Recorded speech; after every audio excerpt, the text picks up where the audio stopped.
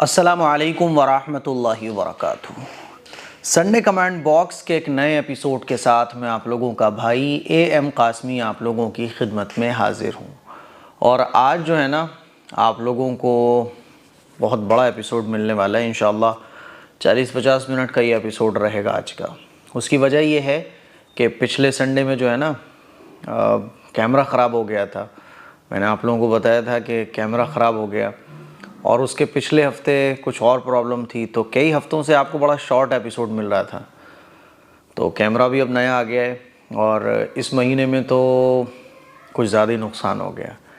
اب نفع اور نقصان تو اللہ تعالیٰ کی طرف سے ہوتا ہے، اسی لیے ہمیں اور آپ کو یہ ایمان اور یقین رکھنا چاہیے کہ نفع اور نقصان جو ہوتے ہیں نا وہ اللہ کی طرف سے ہوتے ہیں، اور نیک بندوں کے لیے ہر چیز میں خیر ہوتی ہے۔ یعنی جو بندہ اللہ پر توکل رکھتا ہے تو اس کے لیے نفع میں بھی خیر ہے اور نقصان میں بھی خیر ہے۔ تو اس مہینے میں جو ہے نا بڑا نقصان ہو گیا۔ ہاں، ہم بندے چونکہ کمزور ہیں، محتاج ہیں، تو ہمیں اللہ سے یہ دعا کرنا چاہیے کہ اللہ تعالیٰ میں اس نقصان کو جھیلنے کی طاقت نہیں رکھتا، تو یا تو مجھے صبر عطا فرما دے یا مجھے اس نقصان سے بچا لے۔ ہمیں دعا کرنا چاہیے۔ اس مہینے میں آپ کو پتہ ہے نا کیمرہ بھی خراب ہو گیا، DSLR پچھلے ہفتے خراب ہوا، اور موبائل جو میرا تھا S22 Ultra وہ بھی خراب ہو گیا۔ مجھے لگ رہا تھا کہ کہیں یہ مائک خراب نہ ہو جائے، کیونکہ یہ وائرلیس مائک جو میں لگایا ہوا ہوں نا یہ بھی تقریباً 28-30 ہزار روپے کا ہے۔ تو میں کہہ رہا تھا ایک ایک کر کے نمبر آ رہا ہے، ایسا نہ ہو کہ اس کا نمبر آ جائے۔ اب 3 دن پہلے ایسا ہی ہوا کچھ اس کے ساتھ بھی کہ یہ بھی کام کرنا بند کر گیا تھا، ہینگ ہو گئی تھی اس کی ڈسپلے۔ جو اس کا مین جو مائک ہے وہ کیمرے پر لگا ہوا ہے، اور اس پر ایک ڈسپلے آتی ہے، تو وہ ڈسپلے ہینگ ہو گئی تھی، اسٹک ہو گئی تھی ایک دم فریز، تو کوئی بٹن سے کام ہی نہیں ہو رہا تھا اس میں۔ تو پھر بہرحال وہ ٹھیک ہو گئی۔ تو یہ مہینہ بڑا نقصان والا تھا۔ اللہ تعالیٰ سے دعا ہے کہ اللہ تعالیٰ اس نقصان کا بہترین بدلہ عطا فرمائے، اور آئندہ کے نقصان سے ہم سب کی حفاظت فرمائے۔ بہرحال آپ لوگوں کے سوالات بہت سارے ہیں، اور انشاءاللہ آج طبیعت سے جواب ملیں گے آپ سب لوگوں کو۔ اور دعا کریں، ایک خاص دعا اور بھی آپ لوگوں سے کروانی ہے کہ انشاءاللہ ترکی جانے کا پلان بن رہا ہے 1 جولائی کو، اور اس کے لیے ویزے کے لیے میرا پاسپورٹ گیا ہوا ہے۔ تو دعا کریں کہ جلد از جلد ویزا آ جائے۔ جیسے ہی ویزا آتا ہے تو انشاءاللہ عید الاضحیٰ کے 2nd ڈے میں ترکی کے لیے روانہ ہو جاؤں گا۔ تو اگر آپ ترکی سے تعلق رکھتے ہیں تو مجھے میل ضرور کیجیے گا، کیونکہ ترکی میں یا جس سٹی میں بھی میں جاتا ہوں وہاں کے لوکل جو بندے ہوتے ہیں ان کی بڑی ضرورت پڑتی ہے، وہ گائیڈ کر دیتے ہیں۔ جو چیزیں سیکھ کر کرنا ہوتی ہیں تو ٹائم بچ جاتا ہے، آلریڈی کوئی بتانے والا ہوتا ہے کہ یہاں جائیے، یہاں جائیے، یہ چیز بیسٹ ہے، تو آسانی ہو جاتی ہے۔ تو اسی لیے آپ ترکی سے اگر تعلق رکھتے ہیں تو کمنٹ ضرور کیجیے گا، انشاءاللہ وہاں جا کے ملاقات بھی ہوگی، اور آپ کی تھوڑی سی ہیلپ ہمیں مل جائے گی، تو ہمارے لیے خوشی کی بات ہوگی۔ چلیے سوالوں کا سلسلہ شروع کرتے ہیں۔ احمد ارشاد یہ پہلا سوال پوچھتے ہیں، امام کے پیچھے اتحیات میں اتحیات، درود ابراہیم، دعائے معصورہ پڑھ لیں تو خاموش بیٹھے رہیں یا پھر کچھ پڑھیں؟ ہاں، یہ بہت اچھا سوال انہوں نے پوچھا ہے، کیونکہ کچھ امام لوگ جو ہے نا وہ بہت دیر تک قعدے میں بیٹھتے ہیں۔ آپ اتحیات بھی پڑھ لو گے، درود بھی پڑھ لو گے، دعائے معصورہ بھی پڑھ لو گے، ڈبل بھی پڑھ لو گے نا، لیکن وہ سلام نہیں پھیرتے۔ پتہ نہیں کون سے قرات کے ساتھ وہ اتحیات پڑھ رہے ہوتے ہیں، تو پھر خاموش بیٹھ رہے ہیں۔ آپ نے پڑھ لی تو خاموش بیٹھے رہیں، یا دعائے معصورہ کو بار بار ریپیٹ کرتے رہیں، دونوں طریقے ٹھیک ہیں۔ اچھا، محمد سلیم مفتی صاحب، میں آپ کا شروع سے لے کر آج تک کا سب ایپیسوڈ دیکھتی ہوں، بہت کچھ سیکھنے کو ملا ہے آپ سے۔ میں آپ کی اسٹوڈنٹ بھی ہوں، اجمیر سے ریشمہ۔ او ماشاءاللہ، اللہ تعالیٰ آپ کو قبول فرمائے۔ میں نے کئی بار آپ سے سوال کیا ہے لیکن آپ بنا سوال لیتے نہیں ہیں۔ آپ میرا یہ سوال ضرور ایڈ کیجیے گا، حدیث میں بلی پالنا اچھا ہے، سنت ہے؟ سنت ہے بلی پالنا؟ یہ کس نے کہہ دیا؟ جب آپ سنت سمجھو گے تو اس کا مطلب یہ ہوا کہ ہر ایک کو اب بلی پالنا پڑے گی، ہے نا؟ کیونکہ سنت کا مطلب تو یہی ہوتا ہے کہ جو کام نبی نے کیا ہے وہ سنت ہوا، اور سنت کا مطلب یہ ہوا کہ امتی کو بھی وہ کام کرنا چاہیے۔ تو پہلا تو غلط فہمی جو آپ کے مائنڈ میں ہے وہ یہ کہ سنت ہے، حالانکہ بلی پالنا سنت نہیں ہے۔ اللہ کے نبی صلی اللہ علیہ وسلم کے سامنے بلی آ جاتی تھی تو حضور ان کو بھگاتے نہیں تھے، پیاسی ہوتی تھی تو بعض دفعہ پانی پلا دیتے تھے، لیکن ایسا نہیں تھا کہ حضور نے پالی ہو. جیسے نارمل ہمارے گھر آ جاتی ہیں بلیاں, تو جو بلی کام بگاڑنے والی ہوتی ہے اس کو ہم بھگاتے ہیں, جو کام بگاڑنے والی نہیں ہوتی تو کھلا پلا بھی دیتے ہیں. تو بلی پالنا کوئی سنت نہیں ہے, ٹھیک ہے. اچھا, اور اس کے بچے بہت پریشان کرتے ہیں, جگہ جگہ گندگی کر دیتے ہیں, نقصان بھی کرتے ہیں. اس صورت میں کیا کریں؟ بلی کو بھگاؤ, آپ بلی کے بچے کسی کو دے دو. اب بلی کے بچے آپ کے گھر میں ہو گئے, یا بلی بچوں کے ساتھ کہیں سے آپ کے گھر پہ آ گئی, تو بچے چھوٹے چھوٹے ہیں تو اس کا کہیں الگ انتظام کرو تاکہ وہ گندگی نہ پھیلا پائے. جب بچے بڑے ہو جائیں تو بھگاؤ اس کو. تو بلی پالنا کوئی سنت نہیں ہے, سب سے بڑی غلط فہمی ہے.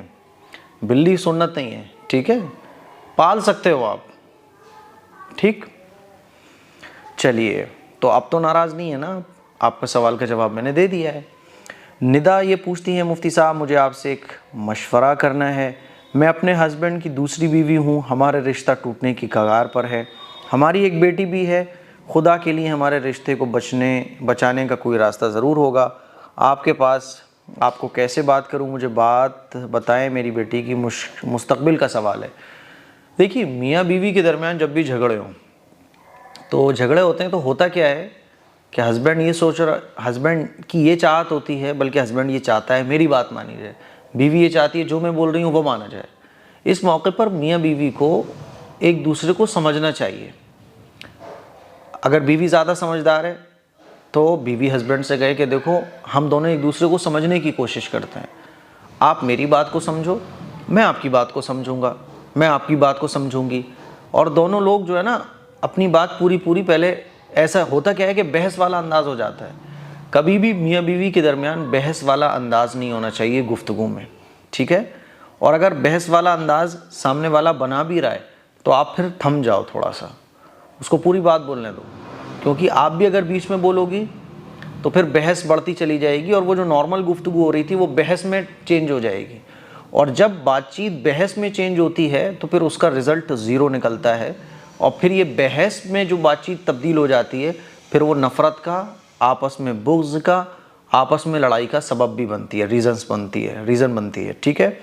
تو آپس میں آپ ایک دوسرے کو سمجھنے کی کوشش کریں, اور آپ جو بات اپنے ہسبینڈ سے منوانا چاہ رہی ہو اس کے پازیٹیو چیزیں بتائیے, اس کے فائدے بتائیے کہ دیکھو اس چیز کا یہ فائدہ ہے. ہسبینڈ اپنی چیز کے فائدے بتائے گا. پھر بھی کچھ چیزیں ایسی ہیں, مان لیجیے سامنے والا آدمی آپ کا ہسبینڈ نہیں مان رہا, یا ہسبینڈ اچھا ہے تو بیوی خراب ہے, بیوی نہیں مان رہی ہے, تو کچھ چیزیں ایسی ہوتی ہیں جن کو اگنور کر کے, جن کو نظر انداز کر کے, جس کو جھیل کر, ٹھیک ہے, زندگی گزر سکتی ہے, تو اس کو جھیل لو, ٹھیک ہے. جیسے مان لیجیے عورت کہہ رہی ہے کہ مجھے یہ والا صوفہ چاہیے, مجھے تو بس ہر حال میں صوفہ چاہیے, صوفے کی یہ لوکیشن بہت اچھی ہے, بہت خوبصورت ہے. آدمی بول رہا ہے کہ نہیں ابھی صوفہ نہیں دلانا. میں یہ مثالیں چھوٹی چھوٹی اس لیے دے رہا ہوں کیونکہ عموماً جو جھگڑے ہوتے ہیں نا وہ انہیں چھوٹی چھوٹی چیزوں کی وجہ سے ہوتے ہیں. اب ایک صوفہ جو ہے نا میاں بیوی کے درمیان ایشو بنا ہوا ہے, تو یہ صوفہ اتنی بڑی چیز نہیں ہے کہ اس پہ ایشو بنایا جائے, اس کو نظر انداز کر دو. آپ کی چاہت ہے صوفے کی, ہسبینڈ نہیں دلا رہا ہے یا اس کے پاس ابھی حساب نہیں ہے, تو اس کو ایشو مت بننے دو, اس کو جھگڑا مت بننے دو. نہیں دلا رہا, چھوڑو اسے. تو جو چیزیں نظر انداز کر کے زندگی گزر سکتی ہے اس کو نظر انداز کر دو اپنی زندگی سے, اور اس کے چکر میں مت پڑو آپ. بعض میاں بیوی کے درمیان جو نا اسی بات پہ جھگڑا ہوتا ہے کہ گھر کو ڈیکوریٹ نہیں کروا رہے آپ, ہے نا, یا بیوی اس لیے جھگڑتی ہے مجھے آپ باہر لے کے کہیں نہیں جا رہے, یا ہسبینڈ اس لیے جھگڑتا ہے کہ تم کھانے میں نمک ٹھیک نہیں ڈالتی ہو, کھانے ٹھیک سے نہیں بناتی ہو. تو یہ چھوٹی چھوٹی چیزوں کو نظر انداز کرنا سیکھو. آپ بیوی ہو نظر انداز کرنا سیکھو, ہسبینڈ ہو نظر انداز کرنا سیکھو. عام طور پر جو جھگڑے بڑھ جاتے ہیں نا وہ انہی چھوٹی چھوٹی چیزوں کی وجہ سے بڑھ جاتے ہیں. تو آپ ایک دوسرے کو سمجھانے کی کوشش کرو, انشاءاللہ وہ بھی سمجھیں گے, آپ بھی سمجھو گی. زندگی اتنی مشکل نہیں ہے جتنی مشکل ہم نے بنا دی ہے. کیونکہ آج کل سین کیا چل رہا ہے کہ ہر آدمی یہ چاہتا ہے کہ جو میں چاہ رہا ہوں وہ سب چاہنے لگے. سامنے والا بھی یہی سوچ رہا ہے کہ جو میں سوچ رہا ہوں سب ویسا ہی سوچے. تو اس کو یہ لگتا ہے کہ ساری تکلیفیں دنیا کی مجھے مل رہی ہیں, ساری پرابلمس جو ہے نا مجھے فیس کرنی پڑ رہی ہیں. یہ مین ریزن ہے. نظر انداز کرو, زندگی کو آسان بناؤ, چھوڑو. جو چیز پوری ہو رہی ہے آسانی سے ٹھیک ہے, نہیں پوری ہو رہی چھوڑو, ٹھیک ہے. تو ایک دوسرے کو سمجھانے کی کوشش کرو.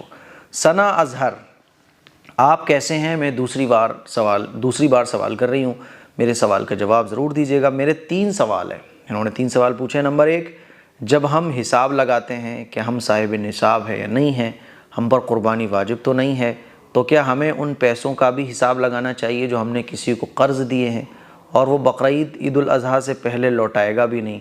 جی، جو پیسے آپ نے کسی کو قرض دیے اس کا بھی حساب لگانا پڑے گا۔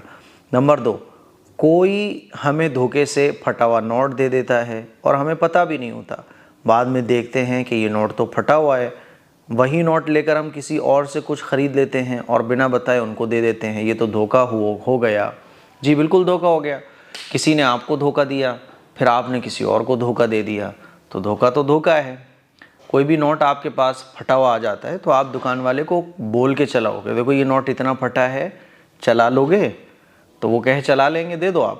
لیکن دھوکے سے رات میں جا کے جب لائٹ چلی گئی ہو، دکان میں موم بتی کینڈل جل رہی ہو یا لالٹین جل رہی ہو، تو آپ کہے لو صاحب، ایسے لوگ نقلی نوٹ بھی چلاتے ہیں، تو یہ دھوکہ ہے، اس طرح سے دھوکہ نہیں دینا چاہیے۔ نمبر 3، کہتے ہیں کہ ہاتھوں اور پیروں میں مہندی نہیں لگانا چاہیے، اس پر ہمیں گناہ ملتا ہے کیونکہ مہندی پاک ہوتی ہے اس لیے۔ اچھا، آپ شاید یہ پوچھنا چاہ رہی ہیں کہ ناپاکی کی حالت میں ہاتھوں اور پیروں پہ مہندی لگانا جائز ہے؟ لگا سکتے ہیں، مہندی پاک ہوتی ہے، آپ کی باڈی بھی پاک ہوتی ہے۔ یہ جو ناپاکی ہے، جیسے وضو کا نہ ہونا، غسل کا نہ ہونا، ہے نا، پیریڈ کی حالت میں، یہ ناپاکی ایسی ہوتی ہے جو دیکھتی نہیں ہے، اور اس سے باڈی ہماری ناپاک نہیں ہوتی ہے، بلکہ یہ ناپاکی ایسی ہوتی ہے کہ اس سے ہم کچھ عبادتیں نہیں کر سکتے ہیں، تو ہاتھ پر پیروں پر مہندی لگا سکتے ہیں۔ معاذ کلاسز، مفتی صاحب کیسے ہیں آپ؟ مفتی صاحب امید ہے آپ خیریت سے ہوں گے، اللہ آپ کو خوش رکھے۔ مفتی صاحب میرا سوال ہے، کیا مسلم لڑکوں کے لیے لاء کی فیلڈ میں جانا کیسا ہے؟ کیونکہ کچھ مسلمان یہ کہتے ہیں لائر بننا حرام، پلیز بتائیے، اور کون سے مسلم بوائز سب سے اچھی فیلڈ میں جا سکتے ہیں؟ کون سی سب سے اچھی فیلڈ ہے مسلم یوتھ کے لیے؟ دیکھو، فیلڈ تو ساری اچھی ہیں، آج اچھے ٹیچرز کی بھی ضرورت ہے، اچھے لائرز کی بھی ضرورت ہے، اچھے ڈاکٹرز کی بھی ضرورت ہے، ہر فیلڈ میں اچھے لوگوں کی ضرورت ہے۔ آپ یقین نہیں مانیں گے، اچھے کھانے بنانے والوں کی بھی ضرورت ہے۔ آپ یقین نہیں مانو گے، اچھی دکان چلانے والوں کی بھی ضرورت ہے۔ اچھے لوگوں کی ہر جگہ ڈیمانڈ ہے۔ ابھی ہم نے یہ آفس ریڈی کروایا تو اچھا ٹائل لگانے والے کی بہت ضرورت پڑ رہی تھی، اچھے ٹائل لگانے والوں کی بڑی شارٹیج چل رہی ہے مارکیٹ میں۔ تو ہر فیلڈ میں اچھے لوگوں کی ضرورت ہے۔ رہی بات لائرز بننے کی، بالکل بننا چاہیے لائر۔ آج ہمارے کتنے مسلمان نوجوان ہیں جو بے قصور، کوئی انہوں نے گناہ نہیں کیا، بس الزام کی وجہ سے جیل کی سلاخوں کے پیچھے ہیں، اور ان کا کیس لڑنے والا کوئی نہیں ہے، ان کی مدد کرنے والا کوئی نہیں ہے۔ تو اچھے لائرز کی ضرورت ہے، لائرز بننا چاہیے، بنیے بالکل، یہ فیلڈ میں مسلمانوں کو جانا چاہیے۔ اور آپ نے پوچھا کہ کون سی فیلڈ زیادہ اچھی ہے؟ ہر فیلڈ اپنے آپ میں بہت اچھی ہے۔ آپ اگر محنت کرنے والے ہو، لگن سے کام کرنے والے ہو، آپ کے اندر کچھ کرنے کا جذبہ ہے، تو ہر فیلڈ اچھی ہے۔ آج سمجھ آ رہی ہے؟ بس آپ یہ دیکھو کہ آپ کون سا کام اچھے سے کر سکتے ہو، ہے نا۔ آپ ڈاکٹر بننے کی خواہش رکھتے ہو، بن جاؤ ڈاکٹر، بہت اچھی بات ہے، اچھے ڈاکٹرز کی ضرورت ہے، ٹھیک ہے۔ صبرہ خاتون، مفتی صاحب اللہ آپ کو ہمیشہ سلامت رکھے، آمین۔ آپ لوگ اتنی دعائیں دیتے ہو نا کہ اچھا لگتا ہے، اور میں سمجھتا ہوں کہ آپ لوگوں کی دعاؤں کی برکت ہے۔ ہاں، ابھی میں نے بتایا تھا نا آپ کو کہ کیمرہ بھی خراب ہو گیا، موبائل فون بھی خراب ہو گیا، اس مہینے میں بہت سارا نقصان ہو گیا۔ ایک حادثہ بھی میرے ساتھ پیش آ گیا تھا، تقریباً ابھی 8-10 دن پہلے کی بات ہے کہ بائک سے جو ہے نا، میں بائک چلا رہا تھا ہائی وے پر، تو میں تو اپنی ہی سائڈ پر تھا، تو جیسے میں جا رہا تھا لیفٹ سائڈ سے، تو رائٹ والوں کی الگ ہوتی ہے، لیفٹ کی الگ ہوتی ہے، تو لیفٹ والی سائڈ پہ میں چل رہا تھا، تو رانگ سائڈ سے کوئی آ گیا اچانک سے بائک والا، اور میری بائک اس سے ہٹ کر گئی ایک دم، بہت اچھی خاصی رفتار سے تھا وہ بھی، میں بھی اچھی خاصی رفتار سے تھا، بائک ہٹ کر گئی۔ اللہ نے خیر کر دی کہ پیچھے میرے کوئی کار وغیرہ نہیں آ رہی تھی، کوئی ٹرک نہیں آ رہا تھا، اور اس کی بائک کا تو ہیڈ بھی ٹوٹ گیا، انڈیکیٹر بھی ٹوٹ گئے، پیٹرول بھی نکلنے لگا، اور اس کی بائک گر بھی گئی. اللہ کا شکر ہے میری بائک پہ ہلکے سے اسکریچز آئے لیکن مجھے کچھ بھی نہیں ہوا, نہ اس کو کچھ ہوا, اللہ نے خیر کیا. لیکن میں نے اس کو ڈانٹ بہت لگائی. رانگ سائڈ سے آنے کا کیا سین بنتا ہے. تو بہرحال اس دن اللہ تعالیٰ نے بڑے حادثے سے مجھے بچا لیا. تو مجھے یہ لگتا ہے کہ آپ لوگ جو اتنی دعائیں دیتے ہیں نا, اور دعائیں بھی آپ لوگ دل سے دیتے ہیں, اور آپ لوگ میرے لیے دعائیں کرتے بھی ہو, تو ایسا بہت دفعہ ہوا ہے کہ کسی نہ کسی حادثے سے اچانک سے میں بچ گیا, کہیں گرا اور کوئی چوٹ نہیں آئی, کبھی پھسلا تو کبھی چوٹ نہیں آئی, اچانک سے کوئی سامنے آیا تو اللہ نے خیر کر دی. تو اسی طرح سے ایک مرتبہ میں کار سے جا رہا تھا, سفر پر تھا, تو گاڑی چلا رہے تھے میرے حسنین بھائی چلا رہے تھے ہمارے, تو اچانک سے جو ہے نا ایک سانڈ آ گیا, اور انہوں نے جو ہے نا ایک دم سے گاڑی کو کنٹرول کیا اور سائڈ سے کیا. تو وہ تو اللہ نے خیر کری کہ ادھر ادھر کوئی گاڑی نہیں تھی, ورنہ بہت خطرناک ایکسیڈنٹ ہوتا. اور اگر وہ سانڈ جو ہے نا گاڑی سے ہٹ کر جاتا تو وہ شیشہ توڑتے ہوئے اندر آ جاتا, ایسے وہ آیا تھا ناشتہ ہوا. تو اس ٹائم بھی اللہ نے خیر کی. تو آپ لوگوں کی دعائیں جو ہے نا وہ بہت کام دیتی ہیں. تو اتنی اچھی اچھی آپ لوگ دعائیں دیتے ہیں نا, تو میں سمجھتا ہوں کہ یہ ساری آپ لوگوں کی دعائیں میرے لیے ایک کوچ بن جاتی ہیں, پروٹیکشن کوچ. چلیے, میرا ایک کویسچن ہے آپ سے. 2 بہن سگی ہیں اور ایک لڑکا ہے, وہ بڑی والی بہن سے شادی کر لیا ہے اور کچھ دن بعد چھوٹی والی بہن سے بھی نکاح کر لیا ہے. کچھ لوگ بولتے ہیں کہ دونوں بہن ایک ساتھ نہیں رہ سکتی ہیں. لوگ صحیح بولتے ہیں, نکاح میں ایک وقت میں 2 سگی بہنیں نہیں رہ سکتی, ٹھیک ہے. اسی طرح سے پھوپھی اور بھتیجی ایک نکاح میں نہیں رہ سکتی, خالہ اور بھانجی ایک نکاح میں نہیں رہ سکتی ہیں. تو بڑی والی بہن سے نکاح کیا تھا, اب چھوٹی والی سے کر لیا, تو چھوٹی والی سے نکاح ہوگا ہی نہیں, ٹھیک ہے. بڑی والی بہن کے ہوتے ہوئے یا چھوٹی والی بہن سے پہلے نکاح کیا ہو, 2 بہنوں میں سے جس سے پہلے نکاح کیا ہے اس سے تو ٹھیک ہو جائے گا, دوسرا والا نکاح جو ہے نا وہ ہوگا ہی نہیں. یا تو پہلے نکاح میں جو بہن ہے اس کو ڈیورس دینا پڑے گی, تب دوسرا نکاح ٹھیک ہوگا. دوسرا نکاح ہوا ہی نہیں ہے. تو بالکل لوگ ٹھیک کہہ رہے ہیں. اچھا, اور بہت لوگ نکاح ہونے سے پہلے ہی روک رہے تھے, بٹ وہ نہیں مانا تو اللہ کے یہاں بھگتے گا وہ اس کا وبال, اس کی سزا. اچھا, میرے ولیج والے گھر کے پاس ایک لوگ کیے ہیں ایسے ہی, پلیز میرا کویسچن لے لیجئے گا. ایک بار اور کیا تھا بٹ ریپلائی نہیں ملا. ٹھیک ہے, تو میں نے آپ کا جواب دے دیا ہے کہ دوسری بہن سے جو اس نے نکاح کیا ہے وہ نکاح نہیں ہوا, اور اس طرح سے نکاح کرنا گناہ کبیرہ ہے. اللہ کے نبی صلی اللہ علیہ وسلم نے ایسے شخص پر لعنت بھی فرمائی ہے. ٹھیک ہے, بات سمجھ آ رہی ہے. اچھا, میری امی جان کہہ رہی ہیں کہ 9 تاوا میں نہیں آئیں گے. ہم بولے ہیں کہ پتہ نہیں امی. اچھا, آپ کب آ رہے ہیں مفتی صاحب 9 تاوا میں, بتائیے گا. جب آپ بلائیں گی تبھی آ جائیں گے, ٹھیک ہے. رہی بات یہ کہ 9 تاوا میں تو میں نے پہلی بار نام سنا ہے, اور یہ کہاں پر ہے. جب آنا ہوگا انشاءاللہ تو آپ لوگوں کو اطلاع مل ہی جائے گی, تو آپ کانٹیکٹ کر لیجئے گا. اچھا, رمضان خان, مفتی صاحب عورت کی عدت ختم ہونے کے بعد ہاتھ میں کنگن, ناک کان میں جویلری پہن سکتی ہیں. میں سنی ہوں جویلری پہننے سے شوہر کی قبر میں عذاب ہوتا ہے. اللہ اکبر, سر پکڑ کے بیٹھ جاتا ہوں میں ایسے سوالوں پر, کہ عورت جویلری پہنے گی کان میں ناک میں, شوہر کو عذاب ہوگا. بھائی شوہر کو عذاب کیوں ہوگا, ایسا نہیں ہے. عدت پوری کرنے کے بعد آپ جو چاہو وہ پہن سکتی ہو, جیسے چاہو ویسے سنور سکتی ہو, کوئی مسئلے کی بات نہیں ہے, ٹھیک ہے. فرحان چودھری, کیسے ہو مفتی صاحب, آپ دین کا بہت اچھا کام کر رہے ہو, آپ کی وجہ سے آج لاکھوں لوگ دین سیکھ رہے ہیں. اللہ آپ سے ایسے ہی دین کا کام لیتے رہے اور ہم آپ سے دین سیکھتے رہیں. میرے کچھ سوال ہیں.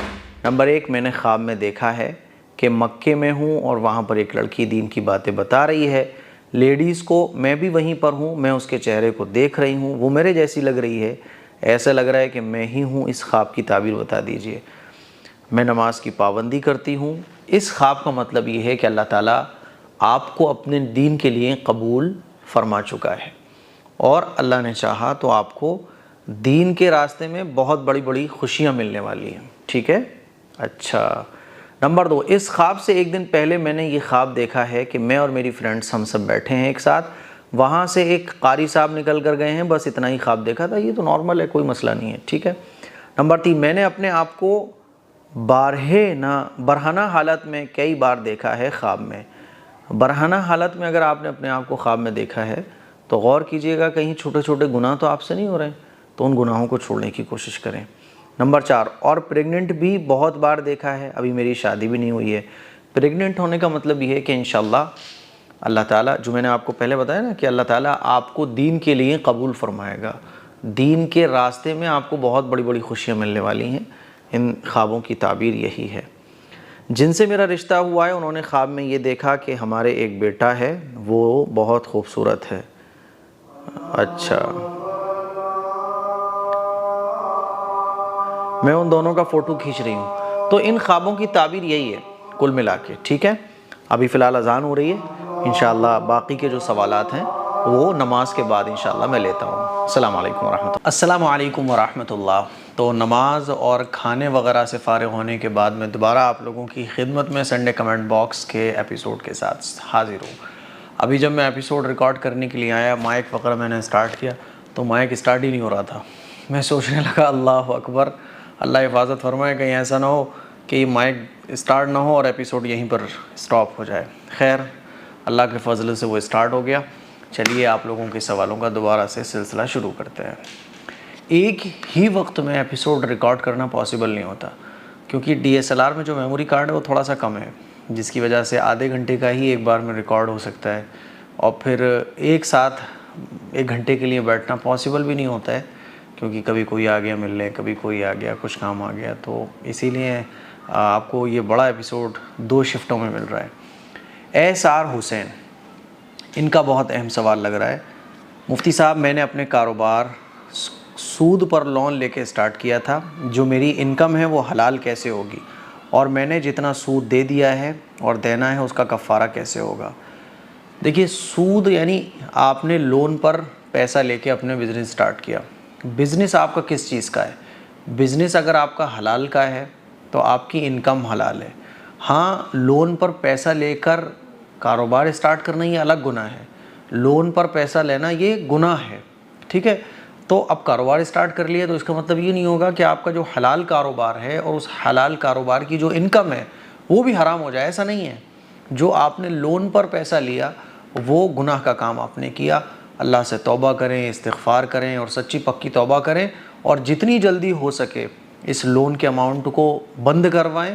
کسی سے قرضہ لے کر بند کروانے کی ضرورت پڑے تو بند کروا دیں۔ جو بھی کچھ آپ کے پاس ہے، جتنا آپ کر سکتے ہو اس کو بند کروانے میں، اتنا جلدی سے آپ اس کو بند کروانے کی کوشش کرو، ٹھیک ہے۔ باقی آپ کا جو حلال کاروبار ہے اور اس سے جو حلال آمدنی ہے وہ آپ کے لیے حلال ہے، ٹھیک ہے۔ آئندہ ان چیزوں سے بچیے، ٹھیک ہے۔ شمع انصاری، میک اپ کرنا کیسا ہے مفتی صاحب؟ یہ بھی کوئی پوچھنے والی بات ہے؟ سجنا، سورنا، سنگار، یہ عورت کی فطرت میں اللہ تعالیٰ نے رکھا ہے، تو نو پرابلم، سج سور سکتے ہیں، میک اپ کر سکتے ہیں۔ میک اپ آج کل کے جو چل رہے ہیں نا اتنے زیادہ کہ گھنٹوں اس میک اپ میں لگ جاتے ہیں، پھر نمازیں الگ چھوٹتی ہیں، تو ایسا میک اپ نہ کرو جس سے آپ کی نماز ہی چھوٹ جائے، ایسا میک اپ مت کرو جس سے ٹائم کی بربادی بے تحاشا ہو، ہے نا۔ اور بہرحال ہلکا پھلکا میک اپ کرنا یہ زیادہ بہتر ہے میرے اکارڈنگ۔ یہ کوئی شرعی مسئلہ نہیں ہے، شریعت تو یہ کہتی ہے آپ میک اپ کر سکتے ہو، لیکن میرے اکارڈنگ ہلکا پھلکا میک اپ اچھا ہوتا ہے، بس ہلکی پھلکی لائف، سمپل لائف بیسٹ ہوتی ہے، ٹھیک۔ تو میک اپ کرنا جائز ہے۔ فرحہ جہاں، میرا سوال لے لیجئے اس بار، مجھے بہت ضروری جاننا ہے مفتی صاحب، پیریڈز میں ہم اور کوئی عبادت نہیں کر سکتے تو کیا 1000 ٹائمز ڈیلی درود ابراہیم کمپلیٹ کر سکتے ہیں؟ 7 دن میں 7000 مرتبہ درود ابراہیم ہو جائیں گے۔ نو پرابلم، آپ درود شریف پیریڈ ٹائم میں پڑھ سکتی ہو۔ نگار خان کہہ رہی ہیں بھائی میرے یہاں ایک بکرا عقیقے کے نام پر چھوڑا گیا ہے، لیکن عقیقہ کرنے میں ابھی ٹائم لگے گا، تو کیا اس بکرے کی قربانی کر سکتے ہیں؟ بھائی ریپلائی ضرور دینا۔ دیکھیے، اگر آپ صاحب نصاب ہیں، ٹھیک ہے، یعنی اگر آپ اتنا اماؤنٹ آپ کے پاس ہے جس سے آپ صاحب نصاب ہو جاتی ہیں، تو پھر تو آپ اس بکرے کو قربانی میں لے سکتے ہو۔ اور اگر آپ صاحب نصاب نہیں ہو تو پھر آپ اس بکرے کو قربانی میں نہیں لے سکتی، قربانی کے لیے آپ کو پھر الگ لینا پڑے گا، ٹھیک ہے۔ نصری مفتی صاحب پلیز میرا بھی کچھ ریپلائی دے دیجئے کہ منت کرنا پھر اسے ٹھیک سے پورا نہ کرنا یا بھول جانا، اس کے لیے کیا کریں؟ جو کوئی بھی منت مانی جائے تو اس کو پورا کرنا چاہیے۔ مان لیجیے میں نے منت مانگی کہ اللہ تعالیٰ میرا یہ کام ہو جائے تو میں اتنے روزے رکھوں گا، تو اب منت کو پورا کرنا ضروری ہے، اور یاد نہ ہو تو جتنی یاد آ رہی ہے اتنا کرو، لیکن پورا ہی نہ کرنا یہ غلط کام ہے، گناہ کا کام ہے، ٹھیک۔ اسی لیے منت پوری کرنا چاہیے۔ بھول جائیں تو آپ بھول ہی گئے اس کو، تو وہ آپ کو یاد ہی نہیں ہے، تو جو چیز بھول جاتے ہیں اللہ نے اس کو معاف فرمائی ہے۔ مثال کے طور پہ میں نے منت مانی کہ میرا یہ کام ہو گیا تو میں 100 روپے صدقہ کروں گا، میں بھول گیا کہ میں نے یہ منت مانی تھی 100 روپے صدقہ کرنے کی، مجھے یاد ہی نہیں رہا، تو مجھے جب یاد ہی نہیں رہا تو اللہ معاف کر دیتا ہے اس کو، لیکن یاد ہے پھر بھی میں اس کو پورا نہیں کر رہا ہوں، یہ غلط بات ہے۔ ارے کہاں چلے گئے سارے سوالات جی؟ اچھا جی ہاں چلیے،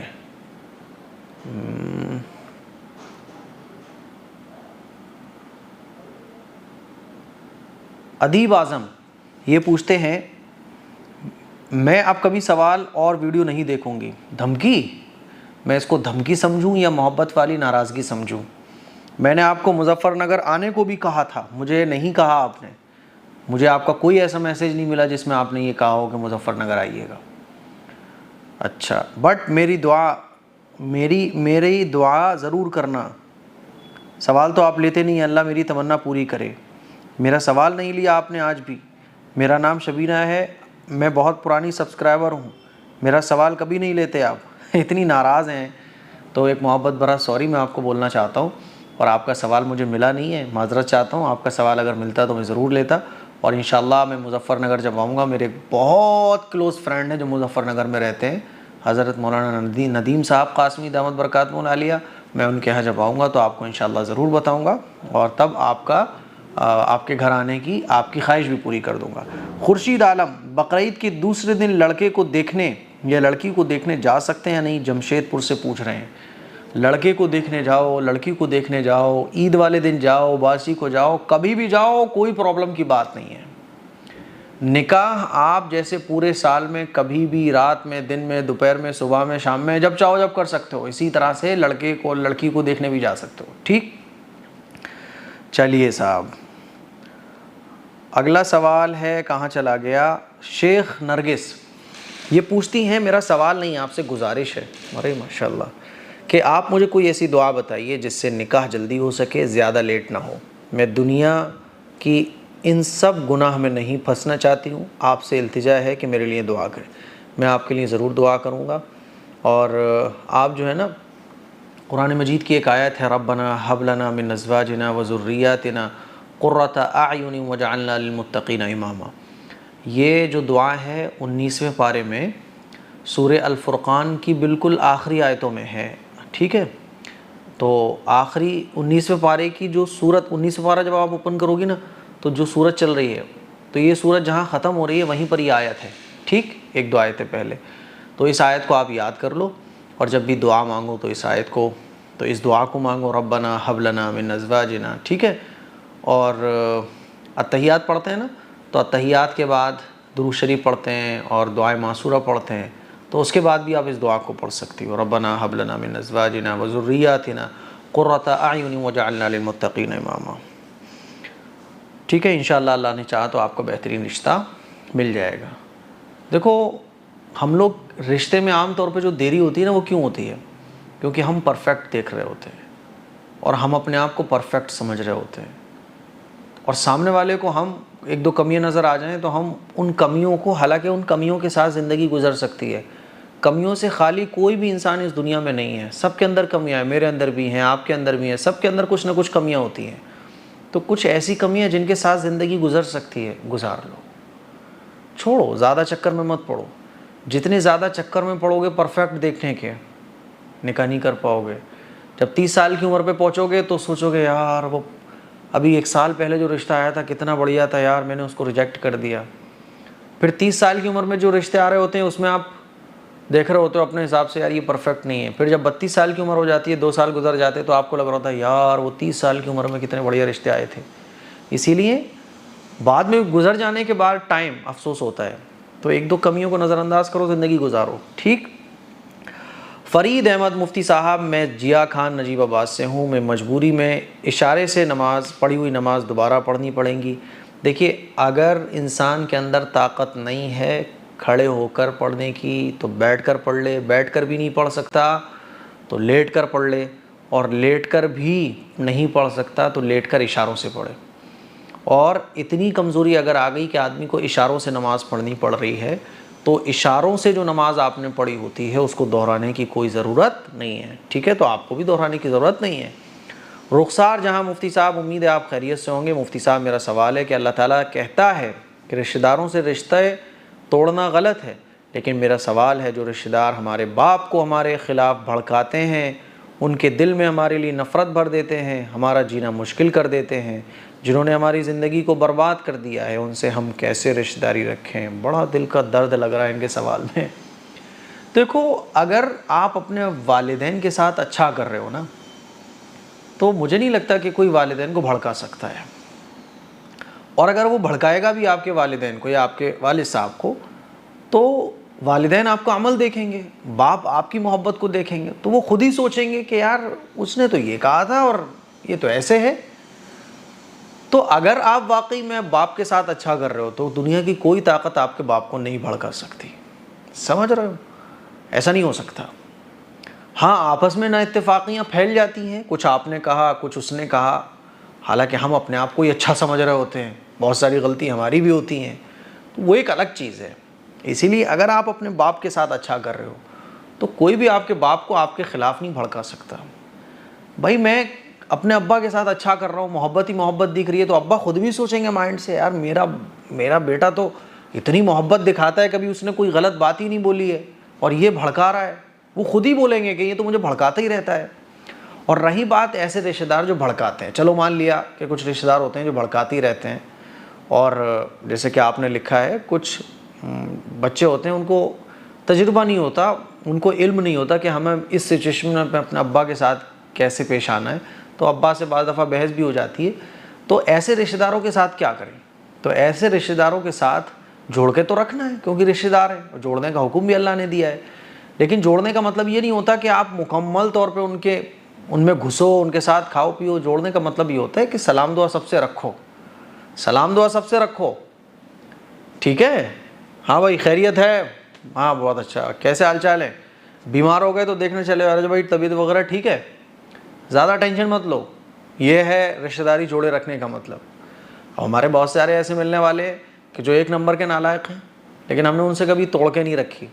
मिलते हैं, अस्सलाम वालेकुम, वालेकुम अस्सलाम, खैरियत है भाई, कैसे हाल चाल है? नहीं माशाल्लाह, आपकी तबीयत ख़राब हो गई थी, अब आराम है, वो दवा लीजिए। ये इस तरह से आप बना के रखो, ज़्यादा घुसने की ज़रूरत नहीं है।